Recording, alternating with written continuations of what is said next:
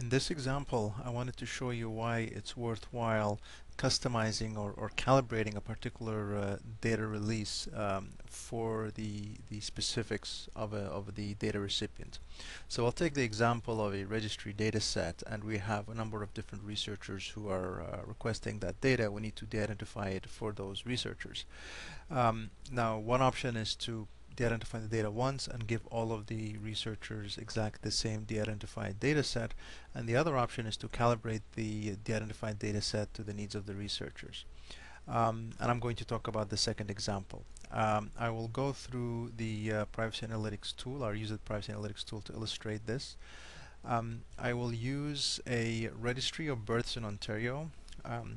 And this is 1 year's worth of data. It's about 126,000 births in Ontario during that year, and I will use that to illustrate how the identification can be calibrated. So the three variables that I will consider are the maternal postal code, the baby's birth date, and the mother's age in years. So these will be essentially be my quasi-identifiers. And then we'll do a risk assessment on that, and of course that will show you that the risk of identification is very high for the most common types of risk, in this case prosecutor risk and marketer risk. And then we will proceed to automatically de-identify the data set. It takes a few seconds because it's going through 126,000 records and doing a risk assessment on those.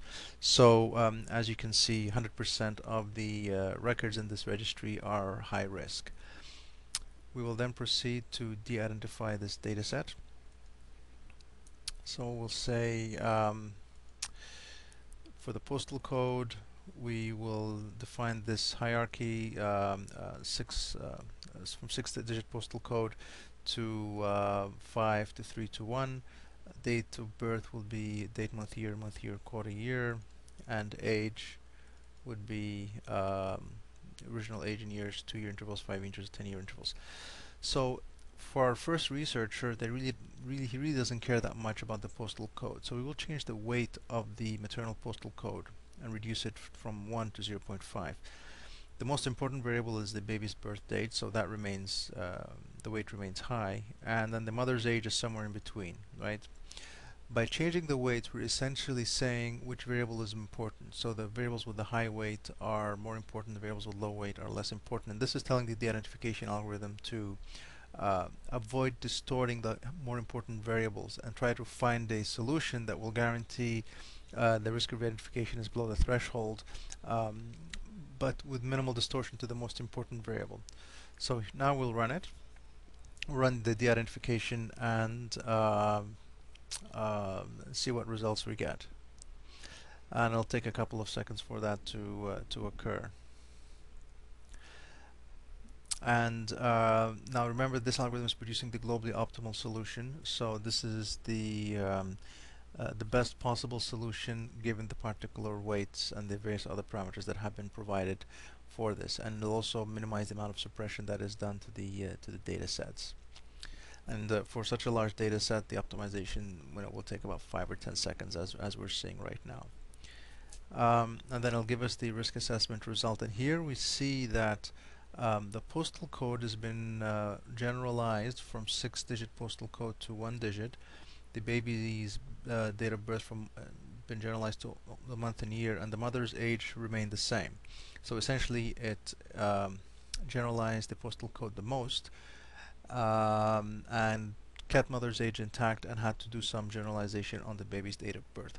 Now let's go back here and change these parameters a bit. I'm going to say here that postal code is important and the mother's date of birth is not as important.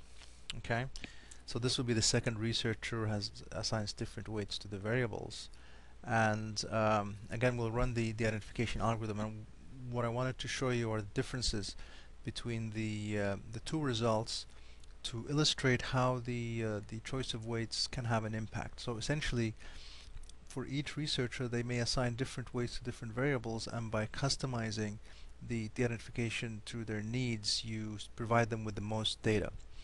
And it does actually make a difference.